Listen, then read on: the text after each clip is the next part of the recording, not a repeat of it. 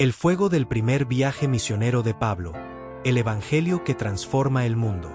El llamado de Dios siempre llega a corazones dispuestos, y cuando el Espíritu Santo decide encender una llama en un siervo, esa llama no se apaga jamás. Así comenzó la gran epopeya misionera del apóstol Pablo, un hombre transformado por la gracia, restaurado por el poder de Cristo, y enviado a anunciar las buenas nuevas más allá de las fronteras del judaísmo. El primer viaje misionero de Pablo no fue simplemente un recorrido geográfico, fue el inicio del cumplimiento de la promesa de Jesús, y me seréis testigos en Jerusalén, en toda Judea, en Samaria, y hasta lo último de la tierra. Este viaje marcó el comienzo del gran movimiento misionero cristiano, y su impacto continúa resonando en la iglesia de hoy, que sigue siendo llamada a salir, a predicar, a sanar y a transformar con el poder del Evangelio.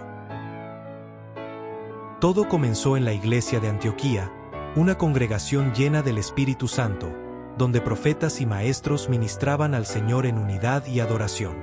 Dice la Escritura, ministrando estos al Señor, y ayunando, dijo el Espíritu Santo, apartadme a Bernabé y a Saulo para la obra a que los he llamado. Aquí encontramos el primer principio del llamado misionero. La misión nace en la presencia de Dios. No es producto de estrategias humanas, ni de la emoción, ni de los intereses religiosos. La misión auténtica se origina en el corazón del Espíritu Santo. Fue Él quien eligió, separó y envió. Y la iglesia obedeció. Con ayuno, oración e imposición de manos, Bernabé y Saulo fueron enviados. No por un consejo humano, sino por la voluntad divina. Cuando la iglesia obedece al Espíritu, el Evangelio avanza con poder. El viaje comenzó en Seleucia, un puerto cercano a Antioquía, y de allí navegaron a Chipre. Esta elección no fue casual.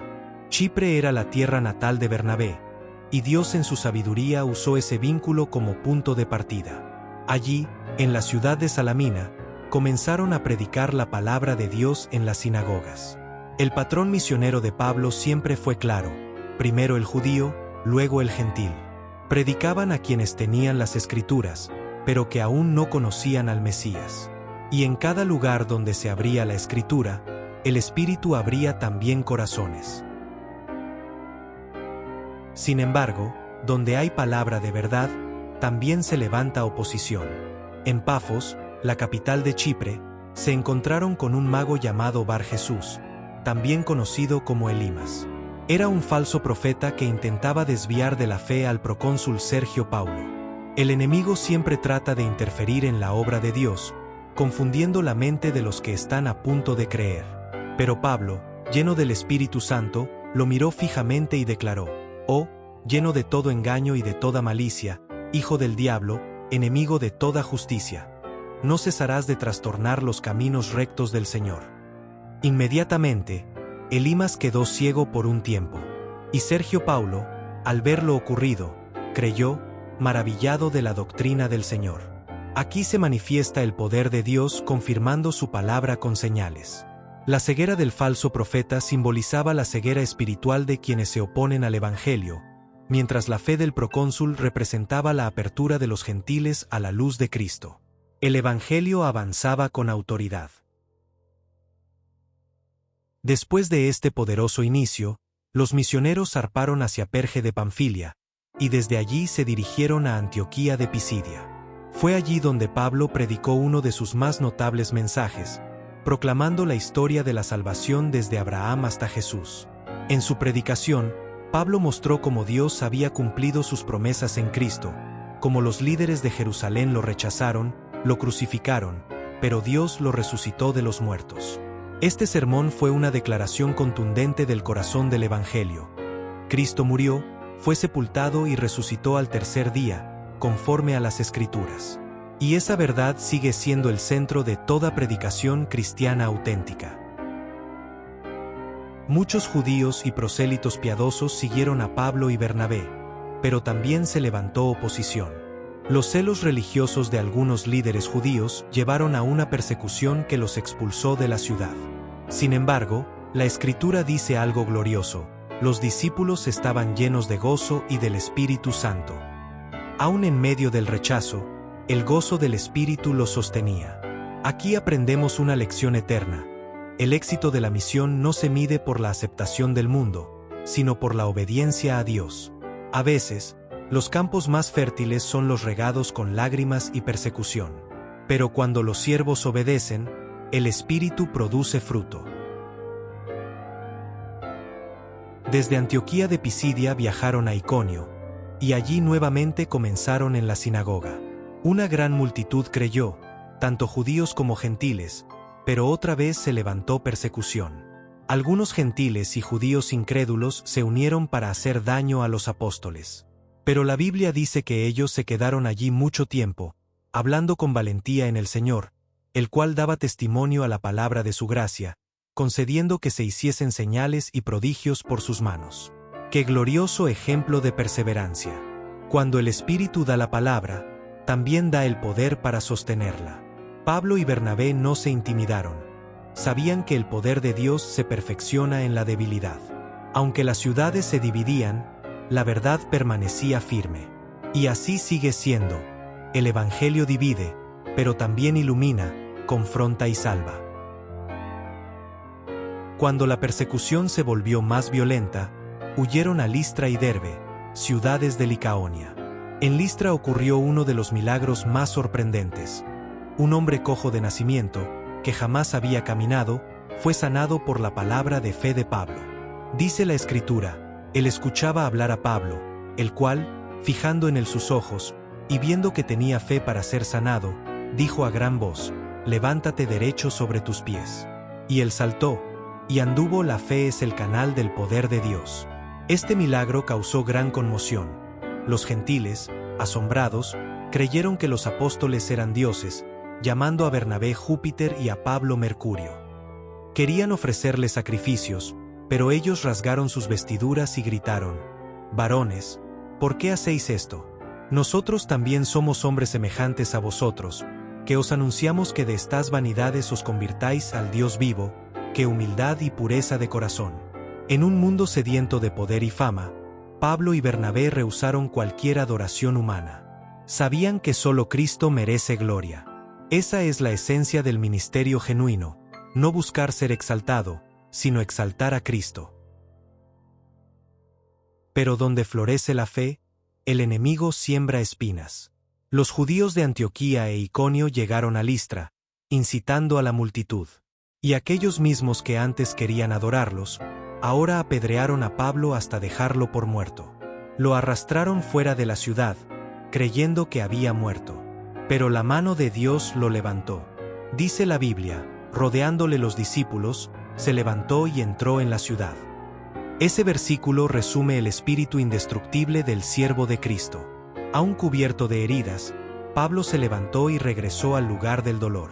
El misionero no se rinde, no se detiene, no retrocede, porque hay un fuego interior que lo impulsa, un amor que no se apaga, una pasión que arde por las almas. Así obra el Espíritu en los que ha llamado. Después de Listra, continuaron hacia Derbe, donde predicaron el Evangelio y ganaron a muchos discípulos. Luego, con valentía, regresaron por las mismas ciudades donde habían sido perseguidos: Listra, Iconio y Antioquía. Fortalecían a los discípulos, exhortándolos a perseverar en la fe, y les decían: es necesario que a través de muchas tribulaciones entremos en el reino de Dios. ¡Qué palabras tan sinceras y poderosas! Pablo no prometía una vida sin dificultades, sino una vida llena de propósito en medio de la adversidad. La fe verdadera no se mide por la ausencia de pruebas, sino por la perseverancia en medio de ellas. En cada iglesia que fundaban, nombraban ancianos y oraban con ayunos, encomendándolos al Señor en quien habían creído. Aquí vemos el modelo apostólico, el discipulado, la organización espiritual y la dependencia de la gracia divina. No dejaban a los nuevos creyentes solos, sino que los fortalecían, establecían liderazgo y aseguraban que cada comunidad estuviera cimentada en la fe. Luego regresaron a Perge, anunciaron la palabra en toda esa región y finalmente regresaron a Antioquía de Siria, de donde habían sido encomendados a la gracia de Dios. Allí reunieron a la iglesia y contaron todo lo que Dios había hecho con ellos, y cómo había abierto la puerta de la fe a los gentiles. ¡Qué momento glorioso! Era el fruto del trabajo, la evidencia de que el Espíritu Santo seguía guiando la expansión del Evangelio. Este primer viaje misionero fue más que una aventura apostólica, fue el cumplimiento de la visión celestial. Pablo comprendió que el Evangelio era para todos los pueblos, sin distinción de raza, cultura o condición social. Fue el inicio de una revolución espiritual que cambiaría la historia.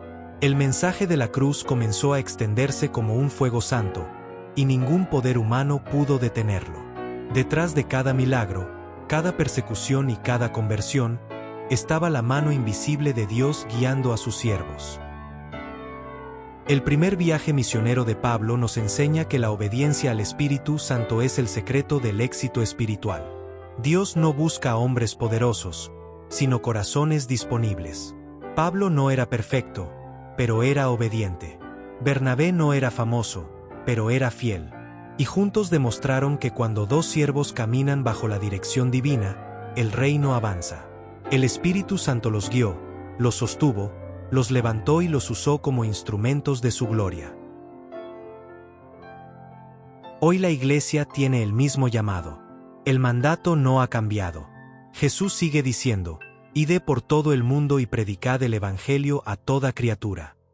El Espíritu Santo sigue buscando corazones dispuestos a dejarlo todo por Cristo. El mundo sigue necesitando escuchar que hay salvación, perdón y esperanza en Jesús. Tal vez no todos seremos enviados a tierras lejanas, pero cada creyente es un misionero en su entorno. Cada hogar, cada trabajo, cada escuela puede ser un campo misionero donde Cristo sea anunciado.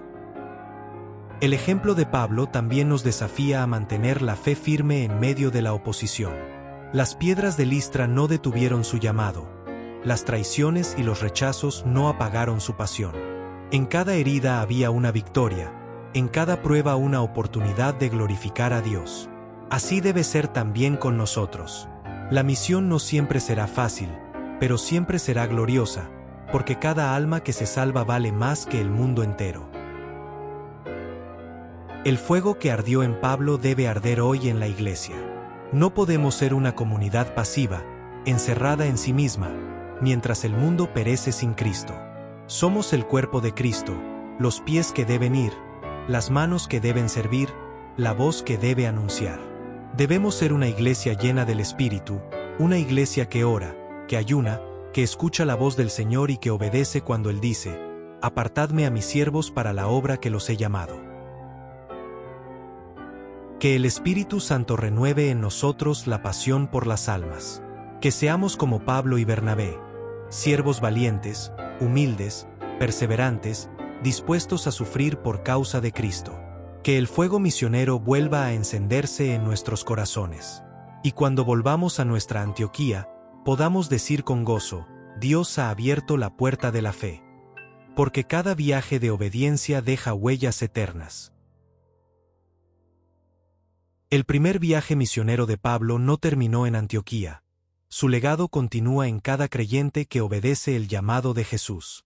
Que ese fuego siga ardiendo hasta que toda nación, tribu y lengua confiese que Jesucristo es el Señor. Amén.